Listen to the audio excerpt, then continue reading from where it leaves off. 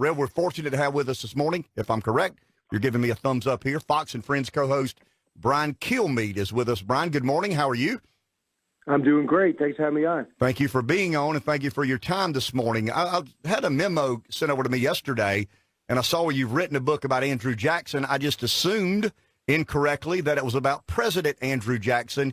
It's absolutely not. It's about General Andrew Jackson and the miracle of New Orleans, the battle that shaped America's destiny. I guess the most appropriate question would be, what motivated you to write a book not about President Jackson, but about General Andrew Jackson? Well, it's so interesting. You're the only person to ask me that, and this is now on paperback, and I've done a lot of interviews. He wanted to be known as General Jackson. He has that on his tomb. It doesn't say president, it says general. It was what he was most proud of. And his victory at New Orleans made him the most famous man in America. Well, he would not have had a President Jackson without a General Jackson. Also, I just feel as though his presidency is debated about people all the time. You know, John Meacham just came out with American Lion. He took years to put it together.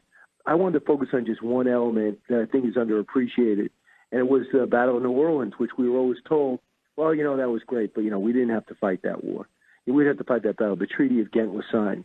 Well, we find paperwork that for the first time that shows not only were they going to ignore the treaty if it was signed, they were going to hold on to New Orleans and stop America from growing past the Mississippi. So then you look back and you go, well, how did he win? He was a self-trained general, no West Point background. He put together a Tennessee militia. They start reeling off victories. But how do you stop the army, the best army in the world that just beat Napoleon? It doesn't make any sense. So I went back and looked at the tactics, how he pulled it off, how he rallied the troops while suffering from dysentery at the age of 41. And in January in New Orleans, even though New Orleans got great weather, not in January. So he's freezing. His army is Choctaw Indians, Cajuns, free men of color, pirates, regular militia. They number about 5,000, have never fought together, where the British had fought for years together. They wanted to get in, get out, and party in New Orleans on Christmas. By January 8th, they were blown apart, and we won in 45 minutes. And a time in which we have trouble wrestling with our history, and we always want to point out problems in our history for some reason, I thought, why don't I tell you this story? Brian, to that point, I've always felt, and maybe I'm insinuating something inaccurately here, I've always felt that Jackson had to prove himself to President Madison to be taken seriously. I mean, obviously, he was a man of the people. We get some comparisons with Trump and Andrew Jackson, not a well-educated elitist that politics had. I mean, how much of that do you believe Andrew Jackson dealt with? And that, I mean, convincing a president to take him seriously as a general. Absolutely the truth. And he volunteered. The British wiped out his family, essentially. He killed both his brothers. His dad died before he was born. His mom died during the Revolutionary War. He was an orphan. He was always looked as a backwoodsman, not worthy of the elite like Jefferson and Madison. And he loved Washington, but he had a little bit of a rivalry with Jefferson. And Madison, when the war starts in 1812, Madison's like, okay, let's do this.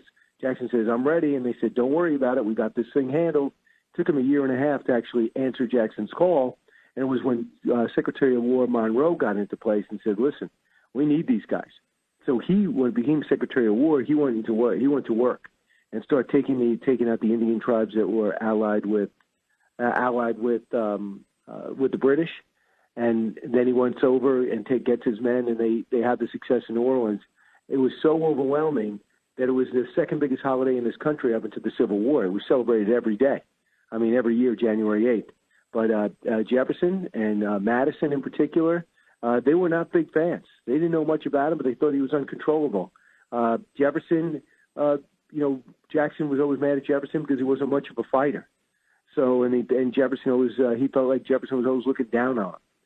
So now they have one thing in common. The Jefferson and Jackson are looked down on in circles in the Democratic Party. They no longer have the Jefferson-Jackson dinner because I guess they don't live up to the standards we now have for them.